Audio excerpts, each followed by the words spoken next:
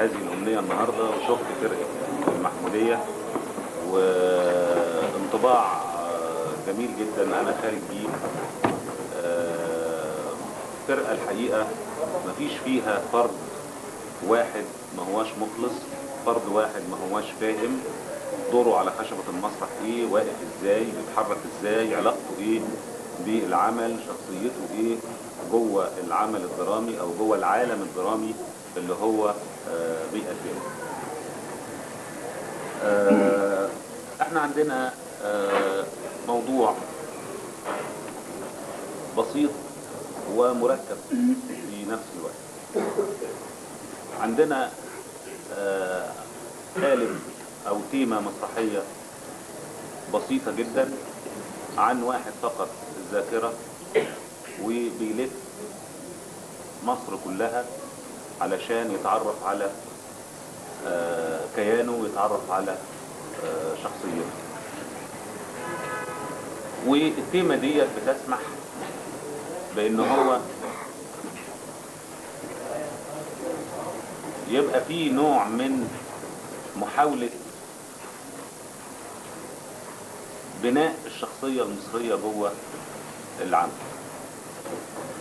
يعني علشان يبقى فيه شخصية لازم يبقى فيه عائلة ونسب، لازم يبقى فيه قصة وجدان، قصة حب، لازم يبقى فيه علاقة بالتاريخ، الأرض اللي هو عايش فيها، علاقة بالحكايات الشعبية، علاقة بالدين، والدين بمعناه الشعبي البسيط، علاقة بيبقى له نشاط اجتماعي، بيت من البيت للغير زي ما اتقال في النص. خلوه يشم طين الأرض هيفتكر، خليه يشوف الزرع هيفتكر. إذن في عندنا محاولة للتعرف على عناصر الشخصية المصرية. كل حاجة من دولت اتقالت في النص او في العرض، لان الحقيقة النص اللي اتقال على خشبة المسرح مختلف كثيرا بشكل جيد، او دي ميزة يعني عن النص المكتوب اللي كتبه الاستاذ ابو العلا السلام. وده وارد وده حق المخرج وحق الفرقة وحق الممثل وحق العرض المسرحي، ان النص بيبقى اقتراح بعرض مسرحي او ممكن نسميه عرض مسرحي مؤجل،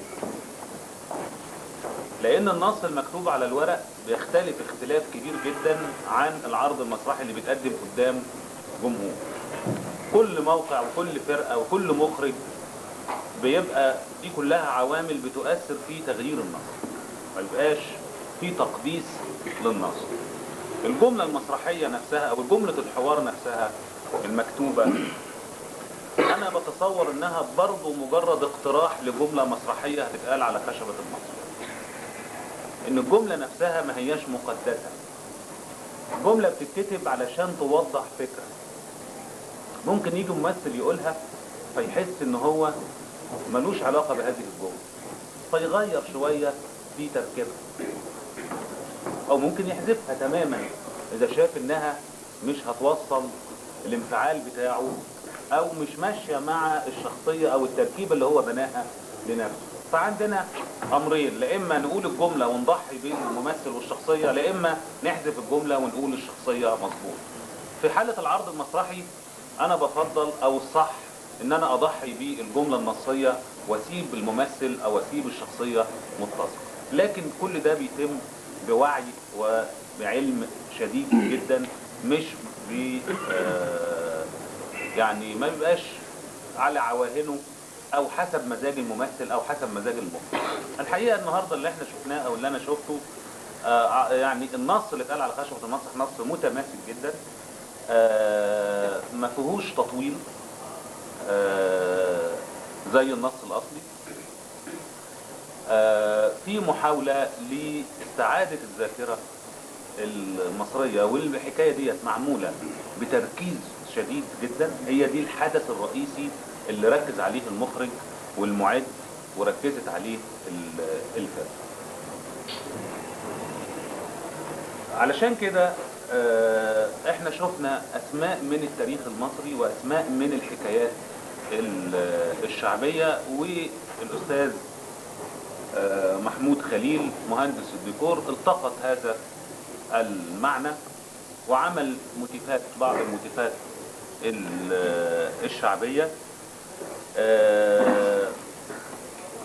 المرتبطة بحكايات التراث الشعبي، انما الجزء الفرعوني يمكن غاب شوية عن موتيفة الديكور، يمكن ظهر في التابوت بشكل بسيط، انما اللي موجود طول الوقت على المسرح تراث ينتمي الى التراث العربي فقط. وزي ما موجود في النص ان الشخصية المصرية ما تكونتش بالتراث العربي بس، لان قبل التراث العربي فيما يقرب من 4000 سنة او 5000 سنة تراث مختلف. ما اقدرش اجي النهاردة وانا بدرس بشكل علمي وبشكل موضوعي ان انا لما اجي ادرس الشخصية المصرية النهاردة لازم هلاقي فيها سمات فرعونية ولاقي فيها تراث فرعوني، لان ده 5000 سنة من عمر هذا الشعب ومن عمر هذه الارض لا يمكن ان يذهب هباء. مش بتكلم بشكل ثقافي، انا بتكلم بشكل عادات وتقاليد وممارسات يومية. والنص طرح ده وانتوا طرحين الفكرة دي، والشاعر الكبير والعظيم اللي انا يعني استمتعت بشغله النهاردة، ويعتبر احد اكتشافات اللي انا اكتشفتها النهاردة، ده تقصير مني لانه واضح انه له خبرة طويلة جدا وله حس ثقافي عالي جدا، بينادي في الاخر على اسماء من التاريخ المصري، منها اسماء من التاريخ المصري القديم. اذا في وعي شديد جدا بان تركيبة الشخصية المصرية ما هياش تركيبة فقط بتقتصر على البعد العربي. التنوير اللي جه في الاخر على لسان رجل الدين او الشيخ او شيخ الكتاب، انا في رأيي ان هو ما بينتقص من التاريخ ال7000 سنة. ليه؟ لانه هو بيمثل رجل الدين الشعبي، والدين الشعب المصري فيه كتير من العادات والتقاليد الفرعونية، فيه كتير جدا من العادات والتقاليد الفرعونية.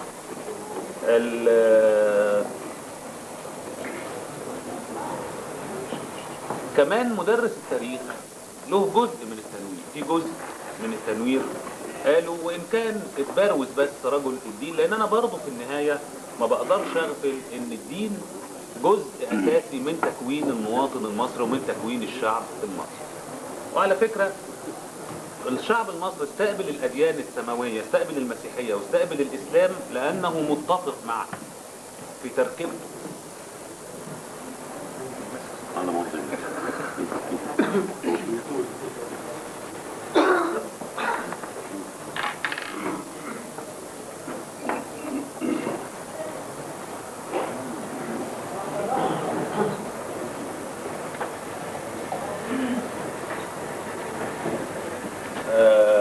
بقول انه الدين جزء اساسي من تركيبة المواطن المصري منذ الفراعنة لغاية النهاردة. الدين ده يتغير ياخد اسماء اخرى، انما يفضل جوهر الدين ثابت، ويفضل جوهر الاله الواحد ثابت، ويفضل جوهر الدين المعاملة والدين في علاقته بالعدل والحرية جوه الشعب المصري ثابت. عشان كده الشعب المصري استقبل هذه الأديان وتكيف معها بسرعة شديدة جدا، ربما أكثر من تكيف الشعوب التي كانت المصدر الأصلي أو الموطن الأصلي لهذه الأديان. وبدليل كمان أنه الدين الإسلامي في مصر له طبيعة خاصة تختلف اختلافا تاما عن شعوب أخرى. يعني الشعب المصري له احتفال خاص بالدين الإسلامي، له طريقة خاصة في التدين تميزه عن غيره من الشعوب.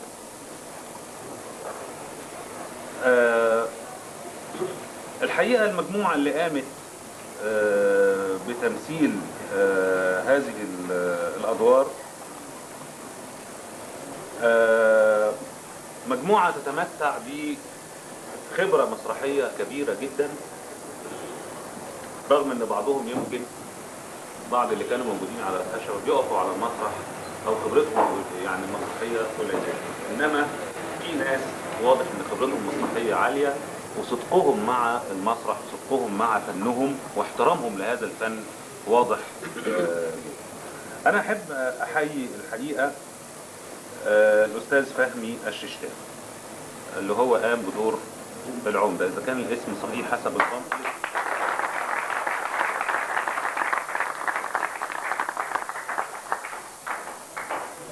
الحقيقة الاداء البسيط الرشيق اللي قدمه الاستاذ فهمي بيقول ان جميع ادوات الممثل من الممكن ان يكون لها رؤية، والممثل لما بيستخدم انفعالات وشه او بيستخدم حركة جسمه في حركة اعتراض او في حركة ما، فده بيدل على موقفه من القضية المطروحة، وبالتالي يبقى انا بحمله رؤية او بحمله مفهوم. انا عاوز اطلع السلطة لا حول لها ولا قوة، وان في عصابة في البلد هي اللي بتسير الامور. لكنه ممكن الاستاذ فهمي اضاف بعد جميل جدا لهذه الشخصية، وهي انه العمدة قد يكون يميل رأيه الى احد الاطراف، لكنه لا حول له ولا قوة. هذا المعنى وصلني من اداء الاستاذ فهمي. فانا يعني حضوره كمان المسرحي على خشبة المسرح حضور قوي جدا وعالي جدا.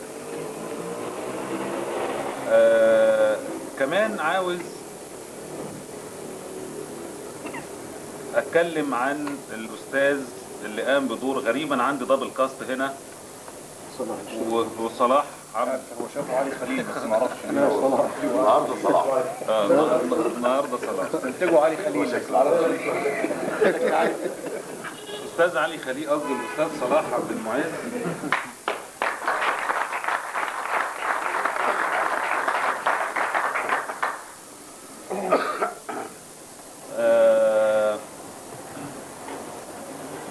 حقيقة قام بدور يعني مهم جدا في صياغة الرؤية العامة للعمل، لانه هو الشخصية الرئيسية وقايمة عليه الحكاية كلها. هو بيحاول يستعيد الذاكرة اللي فقدها، وبيمثل هنا رؤية ان احنا فقدنا الذاكرة. الشعب المصري فقد احساسه بتاريخه، واحساسه بقيمته، واحساسه بدوره الحضاري الكبير اللي قام بيه في التاريخ عموما وفي الحضارة الإنسانية عموما. فادانا كثير من ألوان الأداء. يعني ادانا في البداية دور المتوتر اللي بيحاول، اللي ملوش جذور، اللي بيحاول يدور على جذوره، فبين في انفعالاته على الراوي عدم قبوله بسهولة منطق القرية او منطق الناس، محاولته ان هو يخرج من القرية لانه رافض واقع هذه القرية، لكنه قدر بنعومة شديدة جدا انه يتدرج في الاداء من اداء عدم الانتماء ده، وعدم الانتماء الواضح في انفعالاته وفي موقفه من القرية ككل، الى دخوله جوه مشاكل هذه القرية. كنت بحاول اشوفها على وشه، فبلاقيه فعلا من حين لاخر كل ما تتطور الاحداث هو بيقرب اكتر في علاقته النفسية بالشخصيات اللي موجودة، لغاية ما في الاخر بيندمج مع هذه الشخصيات وبيبقى جزء منهم، وبيحاول ان هو يقودهم الى الثورة وتغيير الاوضاع اللي موجودة. اي ممثل ما عندوش خبرة كان عمل النقلات دي بحدة، وكان عامل النقلات ديت مفيش التدرج، او ما يبقاش الكيرف اللي هو بيعمله، المنحنى اللي هو بيعمله من النقطة دي للنقطة الاخيرة ناعم.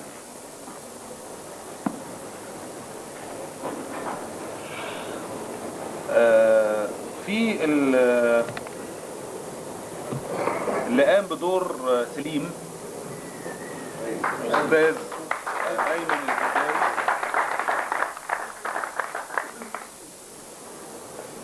رغم ان الدور بسيط جدا وبعد واحد محدد، الا ان الاستاذ ايمن ايضا استطاع ان هو يغير شوية في بعض الاداء، وما ياخدش سكة واحدة، وما يبقاش منفعل، ما يبقاش التون بتاعه عالي، ما يبقاش الانفعال بتاعه زيادة، ضابط الانفعال بتاعه، بيديني الابن الشاب المغرور بسلطته.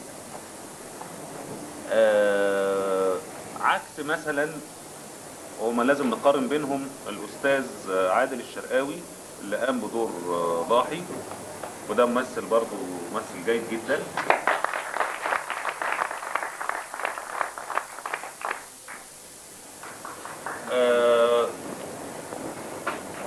ليه بذكرهم مع بعض؟ لانهم هما الاثنين عاملين نغمة كده جميلة، نغمة الشباب والحكمة او الانفعال والهدوء. هما الاثنين مع بعض عاملين جملة في الاداء المسرحي، ان يبقى الاب اللي سايب ابنه بيديله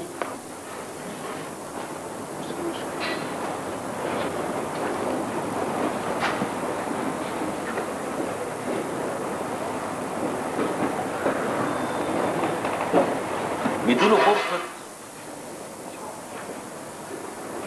التسيد على القرية، وهو بيرعى من بعيد كده، وهو يتدخل في اوقات المطلوب انه يتدخل فيها بحكمة وخبرته، السن الاكبر او حكمة الشيوخ.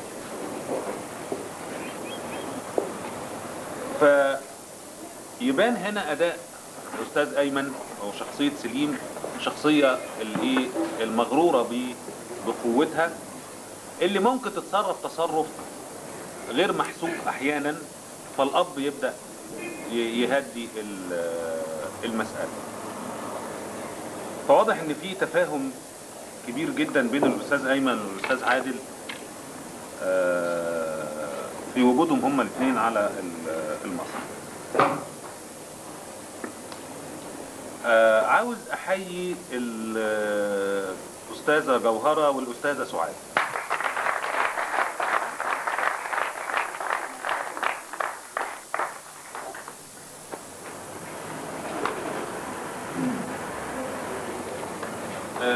الاستاذة جوهرة برضو ادتنا اكتر من بعد.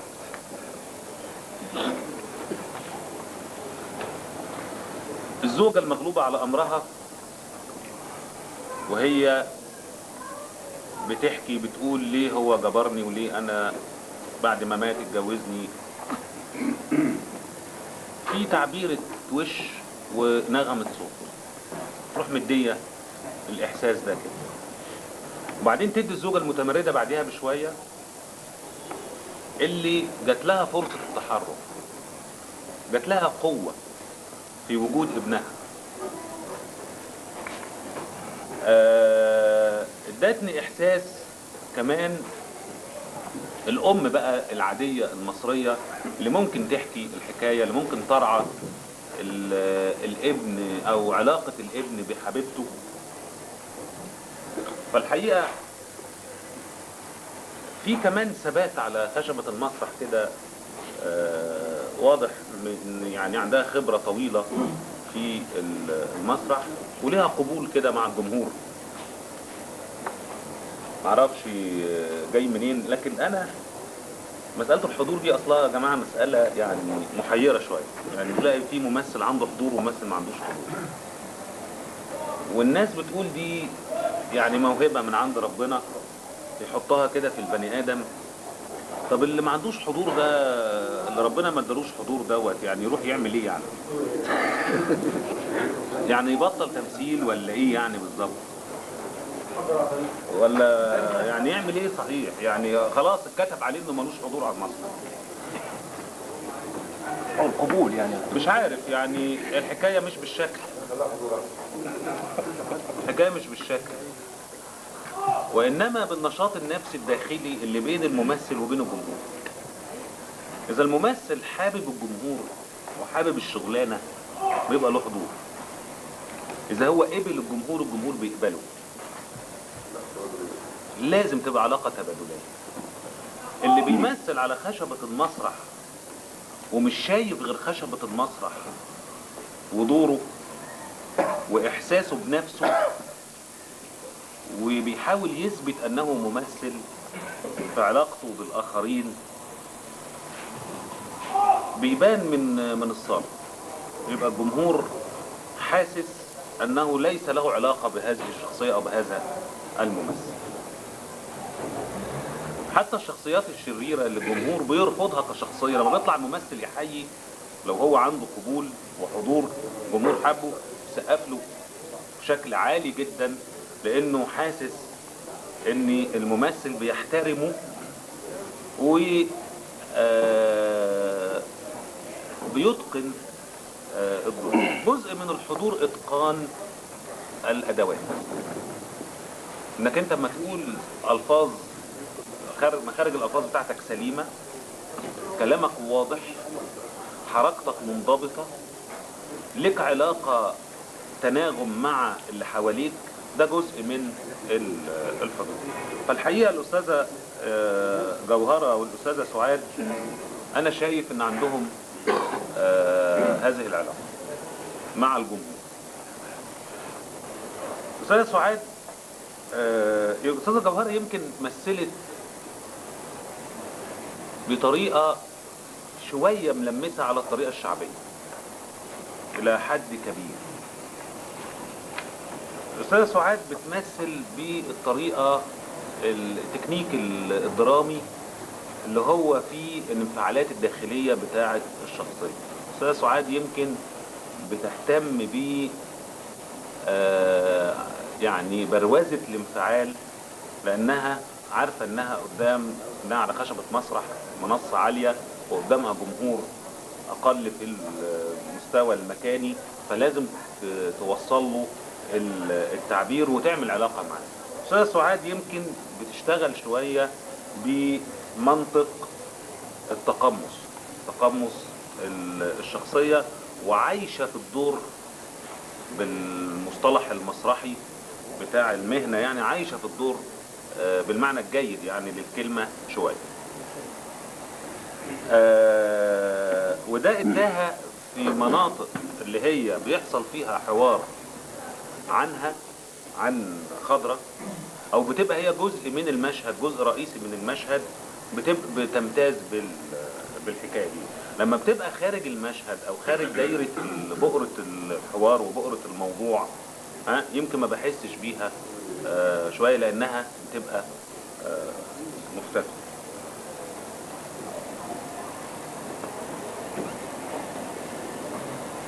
كمان انا معجب جدا بالاستاذ مجدي مجاور.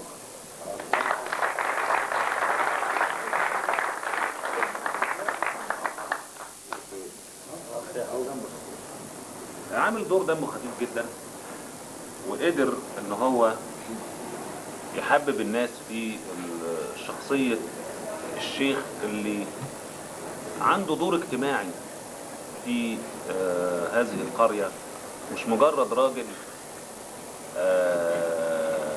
يعني يحض على الفضيلة بشكل صارم، انما عنده اخطائه حتى الانسانية، فقدر يعمل دور دمه خفيف جدا. وبحييه كمان على مخارج الفاظه وطريقة نطقه المهمة جدا اللي عملها، وبحييه اكتر على التزامه واحساسه بان هو ما بيشوفش.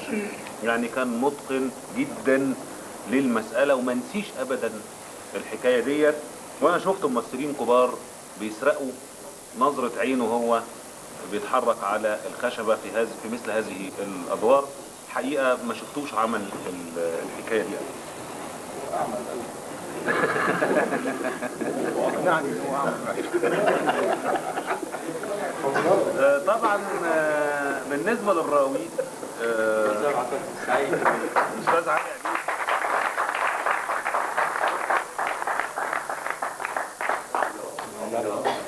الشخصية الحقيقة الأستاذ علي عبيد عمل منها شخصية، ومنطق الفكر والرؤية اللي هي باينة في البنوهين دولت اللي هم ما لهمش وجود في القرية، يعني ما لهمش تبرير جوه القرية. ففي عندنا كده أسلوبين: أسلوب القهوة بشكلها اللي بيحاول يوهم بواقعيتها، او مستخدم اسلوب المشابهة، والاسلوب هنا مش مشابهة. لا، هذه الوحدات لا تشبه وحدات في القرية، لان في هنا وحدة واقعية جدا اللي هي وحدة البيت. طيب، دي ملحوظة اولى على الديكور. الملحوظة الثانية على الديكور هو توزيعه على خشبة النص، وبالتالي أدى هذا التوزيع إلى عمل بلاكات طويلة عشان تغير المنظر، وإنك أنت تخرج الناس في الفلاش باك عشان يفضل مسرح، عشان تبرر مشهد الشجرة. لأنه لو انت عملت اظلام على منطقة في المسرح هيبقوا باينين وهيبقوا موجودين، مش هتعرف تحيدهم في عين المتفرج، فهيفضل حضورهم تقيل على المسرح، فمش هيعمل لك الافكت بتاعه والتأثير بتاع الفلاش باك، فاضطريت ايه تخرجه. طيب، لو انا نقلت الوحدة دي لعمق مسرح، وحدة القهوة نقلتها إلى عمق المسرح، ونقلت البيت ده هنا، كويس؟ يبقى أنا عملت بالجنب ده اديته وحدة أخرى من القرية، تسمح لي بفتحة يخرج منها ويدخل المسلمين لما فأنت كده تقدر بالترتيب اللي أنا بقترحه على حضرتك ده، وأنت حر بعد كده، لكن يعني ده مجرد اقتراح. هيبقى الوحدة اللي ورا دي هتسمح لك بان التابوت ممكن يبقى على يمين المسرح، او ممكن يبقى فيه قدام القهوة، ويسمح لك بان المشهد اللي اتعمل اللي بتحكي فيه الام للشاطر حسن وكده تعمله برضه هنا زي ما انت عايز، عشان توزيع الميكروفونات، وعشان لانه مشهد مهم بالنسبة لك في الرؤية فمقربه من الجمهور، كويس؟ فيسمح لك انك تعمله قدام البيت، انت مش عاوز تعمله في العمق جنب البيت. فلو البيت اتنقل هنا هيبقى عندك فرصة، لان انا مش شايف له اهمية البيت في العمق، ملوش معنى البيت في العمق خالص، او ان القهوة على الجنب برضه ملهاش معنى. لكن ورا كمان ممكن البوابة ديت او البانو ده لو اتقلب يديك منظر اخر بنفس الفتحة ديت يطلع منه الوحش.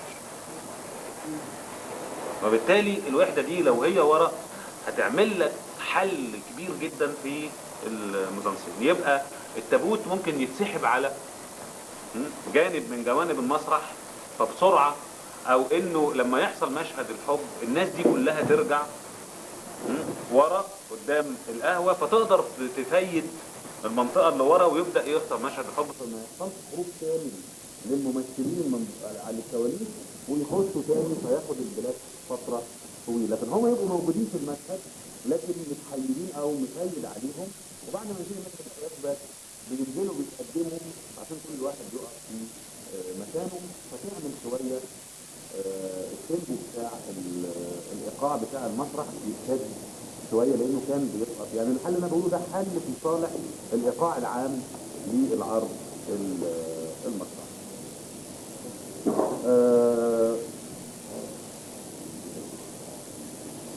الحقيقه كمان ادهتني الموسيقى والاشعار.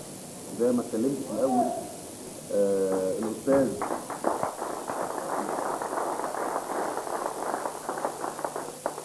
محمد علوش شاعر كبير وشاعر له خبره طويله، ولغته لغه شديده الرهافه والعذوبه وسلسه جدا، بيوصل للمعنى من اقصر طريق، ما بيقعدش يقول الضلبه في بطن القمر والحاجات العجيبه اللي بنسمعها من بعض الشعراء جوه المسرحيات وكده. الموسيقى كمان فيها حس شعبي جميل جدا، واخد موتيفاته الموسيقيه من موتيفات شعبيه وقادر ينشد عليها، ودي موهبه كبيره جدا للاستاذ ياسر الحداد اللي بحييه على فهمه الواعي كمان للعلاقه بين الموسيقى النغميه وبين الاصوات الكورال، واستطاعته ان هو يعمل هارمونيه جميله جدا بين الاثنين في توزيع حتى اصوات الكوار بين العالي والواطي، وبحيث يوصل ل برضه المعنى اللي كان بيقوله الاستاذ محمد هروش من اقصر سكه. الحقيقه البساطه والوضوح والعمق هما سمه هذا العرض او سمات هذا العرض المسرحي في الاشعار، في الالحان، في الاخراج، في التمثيل وشكرا.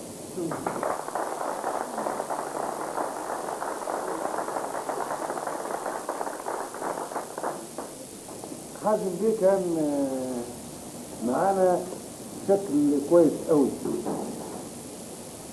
انا عاوز اللي علينا، وزي ما قدمت نزار بيه سمك، انا بقول انه حضرته في لقاءات وندوات كثيره قوي، حاد جدا وعز جدا. هل يا ترى النهارده هيكون حد ولا عز؟ بأمانة لو سألتوني عن نفسي أنا عاوز حزم، ده خاصة الحمد لله في الضبط خاصة وإن احنا زي مصر على إن احنا لما بنلتقي بالأساتذة بنتعلم رغم اختلافه معايا في هذا المبدأ من أول ما اتكلم، لكن أنا مصر على إن احنا فعلا بنتعلم وبنتعلم من أساتذة لهم مكانة كبيرة جدا في نفوسنا. وبرضه عشان ما اطولش نسمع نزار بيه.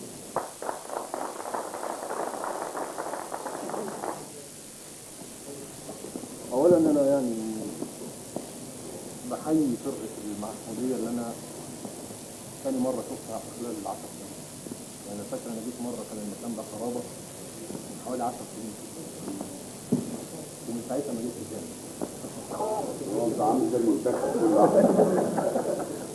من ساعتها ما جيتش تاني، ومش فاكر حتى يعني الناس اللي من 10 سنين اعتقد ان هم اللي بنوا يعني يمكن يكون هم النهارده اللي موجودين على خشبة المسرح يمكن بشكل احسن. يعني انا جيت شفت عرض ناسك يا وطن، واعتقد برضه انه كان كنت مزنوق يوميها في الشتاء، وجيت لجنه وحدي لان زميلي ما جاش، وكنت جاي حامل هم ان انا جاي محموديه والظروف الصعبه بتاعتنا دي. لكن النهارده انا شايف فرقه، يعني يمكن زميل حازم ادى الفرقه حقها. فرقه يعني شايفها انها من افضل الفرق اللي انا ممكن اكون شفتها يمكن، وانا سعيد ان انا باجي البحيره، باعتبار ان الواحد يعني ملطوش حته بحراويه شويه ومتحيز ليها شويه باعتباري نشأت فيها يعني. لكن كانت بالنسبه لي مفاجاه ان انا اشوف فرقه مثلا زي فرقه المحموديه النهارده بالشكل اللي شفته ده، زي ما برضه من حوالي 20 يوم كده شفت فرقه كفر الضوال. وانا بعتقد ان المواقع اللي بتبقى زي كده اللي فيها هذا الكم من النشاط ومن التعاون باعتبار ان المسرح عمل جماعي، انا بس ارجع هذا الى وجود اداره ما هياش معاديه للفن ولا للتمثيل. من حسن حظكم ان عندكم واحد بيمثل مدير للموقع، وبالتالي اعتقد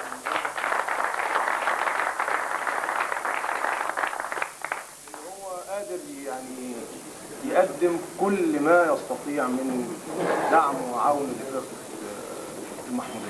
ونقول له معقد مظبي بعكس بعض، والله ده يعني رحمه، بعكس بعض مواقع ثانيه بيبقوا اصلا بيقول مش عايزين شريحه من الاساس. مش عايزين شريحه من الاساس، وده كويس. ويمكن برضه انا في غياب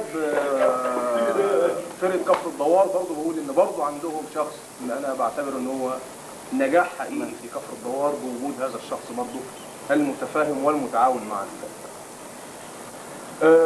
يمكن انا برضه يعني الواحد ساعات بشكل خبيث بيخلي حازم شحاته يتكلم الاول لانه بيريحني ولمسها، وهي ان الواحد النهارده كان حاسس ان الناس على خشبه المسرح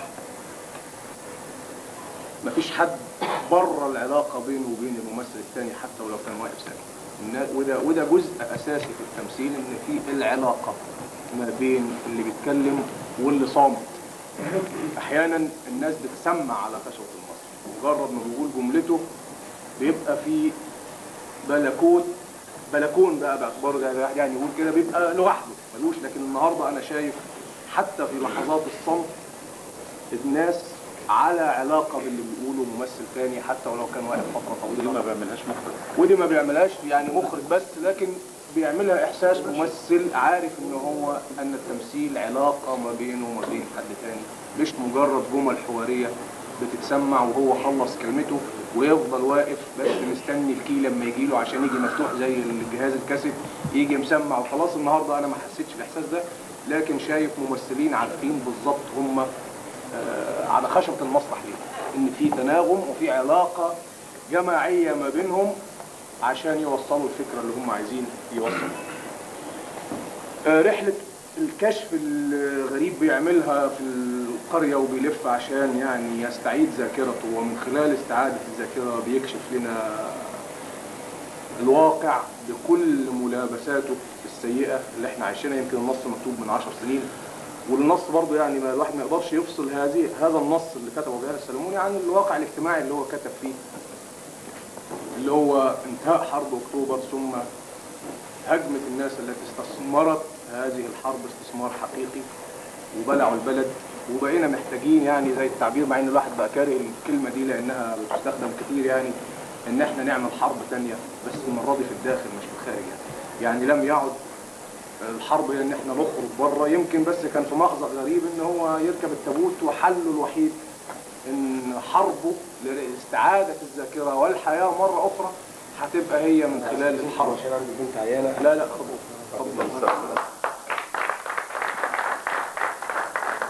يعني استعادة ذاكرته استعادة الحياة هي من خلال الحرب، وكان فكرة ذكية ان التابوت يتحول الى زورة للعبور. ويمكن عشان كده المخرج كان عنده اشكالية ان هو يخلي التابوت يمشي من الناحية دي للناحية دي، فمش عارف يخليه في الوسط. يمكن يكون ده والا هيحركه ازاي بقى؟ هينزل واحد بحبل في مصر احتمال يعني. وان كان انا موافق حازم تماما على ان المشهد اللي كانت بتحكي فيه قدام البيت المفروض ان هو قدام البيت، يعني باعتبار ان هم قاعدين يستعيدوا الحكايه الشعبيه الجميله دي وبتسلم لابنها، فهو طبعا كان ملوش حل غير انه يعمله هنا عشان الناس تشوفه. يمكن لو هو اقتنع بفكره التعديل دي هيبقى المشهد اقوى. انا استمتعت النهارده بان انا بشوف الفرقه وبشوف الممثلين دولت، وحسيت برضو بحاجه جيده وايجابيه في توظيف الموروث الشعبي اللي احنا يعني مكوناتنا الشعبيه. انا حسيت انها متوظفه بشكل ايجابي، والتدخلات اللي تمت مع النص تدخلات موفقه جدا. يمكن لو كان الاستاذ جلال السلموني معانا النهارده كان اتبسط من هذه التدخلات، ما كانش هيبقى زعلان. شكرا. لا اعتقد انه كان مبسوط انه كان هيشوف العرض كده على بعضه. لا اعتقد ان هو كان هيبقى شايف عمل جيد. يمكن ست الحسن الموقع الوحيد اللي عمله السنه دي اعتقد هنا. يمكن السنه اللي فاتت كان مكرر شويه لكن المره دي هنا، والواحد ممكن يبقى شافه هنا بشكل افضل من الحاجات المرات اللي الواحد شافه فيها. الحقيقه حازم غطى كل المناطق. يمكن انا بس عندي تحفظ شويه على حاجه، المشهد الاولاني اللي كان فيه المشهد كان مشهد طويل، وهو الفلاش ده مربك يعني ما اعرفش ممكن يتاثر ازاي، لكن كان في اطاله يمكن لان الاغنيه اللي نازله معاه طويله، فاستمر المشهد فتره طويله. انا حاسس ان هو في اطاله وكان مربك بعد شويه، يعني هو لو اقصر من كده هيتكثف. ما اعرفش له علاقه بالاغنيه، لان الاغنيه اللي كانت معاه برضه كانت طويله، وده مش تقليل من كلمات الاغنيه، لا، لان انا الاشعار الاغنيه قصيره جدا بالمناسبه. لا انا حسيت ان المشهد طويل مع الاغنيه قصيره ولكن هو نوع عليها، اضافه عليها بتاعت بتاعت الاذاعه، نوع عليها كتير. انا يمكن من اول لحظه، من اول ما نزلت اول اغنيه، واول ما قعدت كده، يمكن ما اعرفش ده ممكن يبقى ايجابي ولا سلبي، لكن من اول ما قعدت جنب مهندس الديكور قلت له دي قهوه، قال لي قهوه من قبل العرض ما يبدا، يعني قلت له دي كده شكلها قهوه، قال لي شكلها قهوه. ومن اول لحظه كنت بتكلم عن اول اغنيه سمعتها ان انا شايف ملحن جيد، يعني موظف اغاني الجمل الموسيقيه الشعبيه. احيانا كنت بحس ان هو يعني في لحن حسيت ان هو، وانا بحب اللحن ده جدا، وده مش تقليل من اضافته او يمكن نفس المقام، لكن الاغنيه الجميله بتاعت شاديه بتاعت يقول الخولي في ايام حصاد ولولا هو ده يعني فكنت حاسس مقصود، يعني هو لحن جميل واغنيه جميله وما بنسمعهاش كتير، فانا النهارده كنت حاسس ان هو لاقط الجمله دي وشغال عليها وموظفها بشكل كويس، حتى الكلمات والاداء كله قريب من القيمه دي. وانا يعني ده مش نقطه ضعف في اللي هو عامله، لكن كلنا بنبقى متاثرين بالجمل الموسيقيه الجميله اللي احنا بنسمعها، بننوع عليها، بنطولها، بنقصرها، لكن في النهايه بتفضل في وجدان البني ادم، حتى لما بيسمعها بيقدر يتفاعل مع الكلمات الموجوده. انا بحييه على ان هو النهارده يعني ايه سمعنا الحان لواحد انا بعتبره يعني من اهم الموسيقيين المصريين اللي احنا شفناهم بعد سيد درويش، علي اسماعيل. نعم. يعني انا بعتبره طفره في المزيكا وفي التوزيع في مصر، برغم ان هو راجل مخدوم الحق وفي اتفه منه كتير هم المنتشرين. ويمكن قيمته الحقيقيه ان لما تحصل حرب اكتوبر فيدوروا على اول حاجه ينزلوها، فما يلاقوش غير اغنيته راجعين شريف ابن سلاح اللي كانت معموله في فيلم العصفور قبل الحرب بسنتين مثلا. فتبقى هي دي الاغنيه اللي يلاقوها عشان تنزل، واللي هي بتاكد الروح دي والمعنى ده ان احنا راجعين شايلين في ابن سلاح. يعني النهارده انا كنت سعيد جدا وهو بيدخل علي اسماعيل، بيخلينا نسمعه مره ثانيه في المزيكا بشكل عام. يعني الواحد يعني دي الحاجات اللي الواحد حازم غطى اكتر مما الواحد كان ممكن يتكلم. الممثلين برضو المره الثانيه بقول ان الممثلين جيدين جدا جدا جدا، والمخرج سعيد الحظ ان هو يبقى معاه كاست بهذا الشكل، زي ما برضو الفرقه سعيده الحظ ان المخرج يشتغل معاها من فتره طويله. هبقى سعيد اكتر لو كان العناصر المسائيه اللي مننا من المحموديه، يعني سعادتي هتبقى مكتمله. هنديهم جنسيه غير المحموديه، هنتجوزوهم يعني تبقى الفرقه مكتمله يعني، والواحد نفسه فعلا في كل موقع ينزلوا يبقى فيه عناصر مسائيه بالكفاءه دي والاداء اللي الواحد شافه. وشكرا يعني، وانا بهنيكم على العرض اللي انتوا قدمتوه النهارده.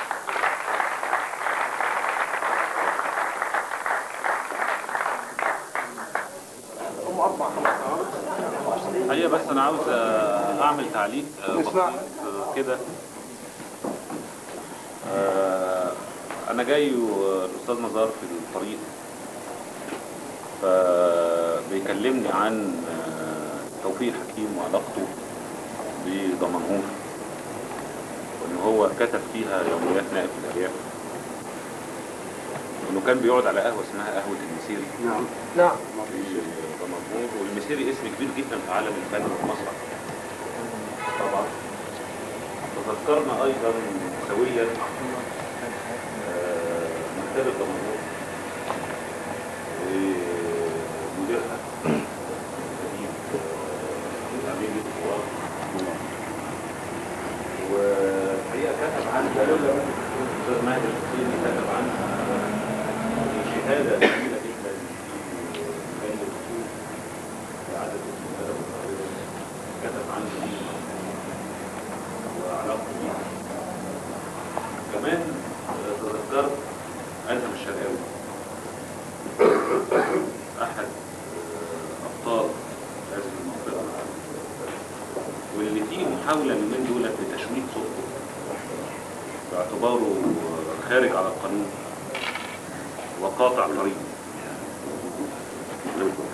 بعض الجرايد والمؤرخين كتبوا عن أدهم الشرقاوي باعتباره قاطع طريق، والحقيقة أنا تساءلت في مرة في نشرة من نشرات مهرجان الهواة كان معمول عن المسرح الشعبي، وكان في عرض اسمه أدهمات. فبالمناسبة ديت قلت إنه ما في الشعب المصري لا يحتفل بأحد إلا إذا كان وراءه قيمة. فالموال أدهم الشرقاوي بادئ بداية يعني خطيرة جدا وجاية من عمق التاريخ، وكأنها بتتوقع أن هيحصل لبس حوالين أدهم الشرقاوي. فبيبدأ بمنين أجيب ناس لمعنات الكلام يتوه. ومعنات الكلام ده كان العنوان اللي أنا حطيته بسلسلة من المقالات، على أساس إنه الشعب المصري بيدور دايما على معنات الكلام في كل حدث. والحقيقة أنا مهتم بأدهم الشرقاوي جدا، واليومين دول ببحث في جرايد الفترة، وبادئ بسنة 17. فاتضح لي أن كان هناك أكثر من شقي أو أكثر من قاطع طريق في أشمون وفي سوهاج، وكانوا بيسرقوا العمل برضه، لكن الشعب ما عمل لهمش موال وما احتفلش بيه. لماذا احتفل بأدهم الشرقاوي؟ لأن الحكاية ديت ليها علاقة بالعرض بتاع النهاردة، لأن العرض بينتهي برؤية إن الشعب، وأن يكون هناك حرب جديدة على الفساد. الأرض دي كان فيها استراحة للملك فؤاد أو الأمير، لا الملك فؤاد كمان، ده من العشرينات يعني فيها استراحة. وكان فيها أيضا أرض لسعد زغلول، وكان فيها ثورة فلاحية.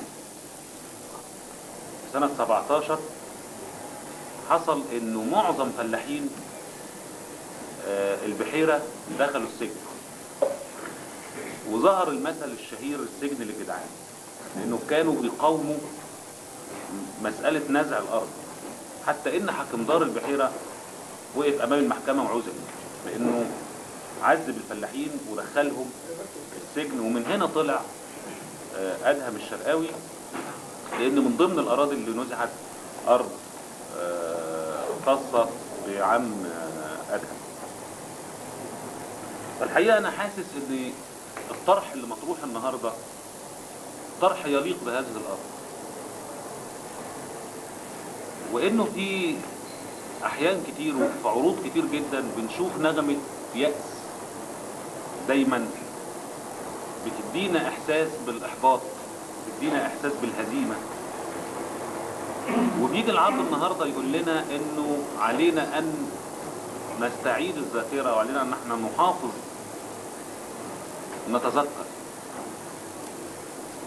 وأن هذه الأرض من الممكن أن يكون، أو الواقع النهاردة من الممكن أن يكون مسيطر عليه مجموعة من الفساد أو عصابة من العصابات، لكن العرض بيدينا أمل، بيدينا إحساس بأنه يعي أن العلاقة كذا وكذا وكذا وكذا، وأنه سيجيء يوم، وبيطالب بشكل واضح جدا بحرب ضد الفساد.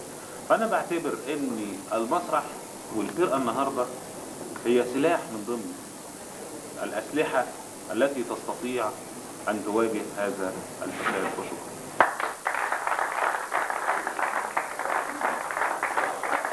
احيانا الواحد بيدور على كلمات علشان تعبر عن شحنات معنوية ما بداخله، ما بيلاقيش مهما كانت بلاغته ومهما كانت قدرته على الكلام. انا بقول انه فرقة المحمودية المسرحية بتمر عليها فترات بتكبو فيها تماما، وفيها بتمر عليها ايضا فترات بتزدهر، وهذا الازدهار زي حضرتك ما قلت ونزار بيه قال فعلا ما بيكونش من فرد، لابد انه يكون من جماعة. بنحمد ربنا فعلا ان معانا قيادة ماسكة قاصد ثقافة المحمودية، بتكتب مسرح، بتمثل، لها رؤى وأنشطة أدبية متعددة. هذا الجو الشخصي عند مدير القصر بالتأكيد بينعكس على الناس المتواجدين، وإن كان في خلافات شخصية بينه وبينه، ولكن كلمة حق يعني. وباسم المحمودية كلها ما انساش ان انا اوجه تحية للاب الروحي لفرقة المحمودية المسرحية الاستاذ محمد مصطفى محمد، اللي دايما معانا في كل وقت، والنهارده معانا واحنا في لقاء الحب ده. يعني انجاز التعبير، هو فعلا لقاء حب، لقاء تعليمي، لقاء فني بكل ما تحمل الكلمة من معاني. ومعلش برضه علشان انهي، علماء الكلم بيقولوا كلما قلت حروف الكلمة كلما اشتدت معانيها. ربنا لما اختار لنفسه اسم اختار رب حرفين اتنين، ثم علماء الكلم لما اختاروا للفن اختاروا له حرفين اتنين دلالة على قوة الفن وتأثيره في الناس. فعليكم انكم تعتزوا جدا بانكم فنانين، وعليكم انكم تعتزوا جدا بان معانا النهارده فنانين كبار شكروا جهدكم ودفعوا بكم لآفاق احسن. وباسم المحمودية وشباب المحمودية وفن المحمودية بنحيي ونشكر الاستاذ حازم شحاتة،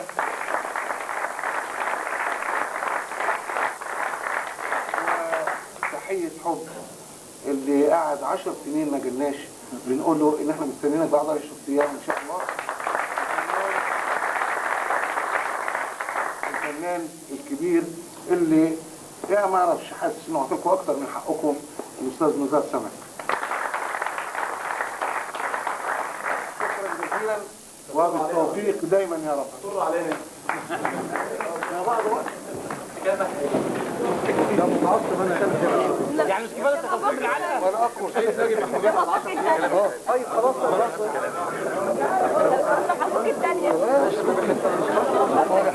ولا حاجه اكتر من كده ولا حاجه هي كده لا اعمل ايه؟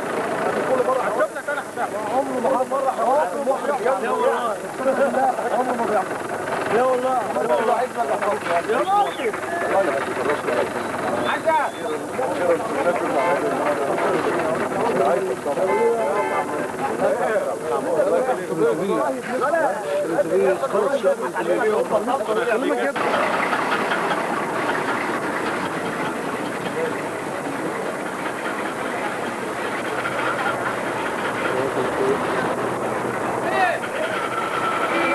اشوف كده على شويه ركز على الانتاج لو سمحت لو سمحت استنى انا جاي لا لا لا لا لا ده يطلع لو سمحت يا جماعه شويه انا بعيد الشويه سنه صغيره قدام كده. يلا ركز عليا انا هناك اهو على اخر السطر هناك تعالى دور دور اهو ما تقع يا حميد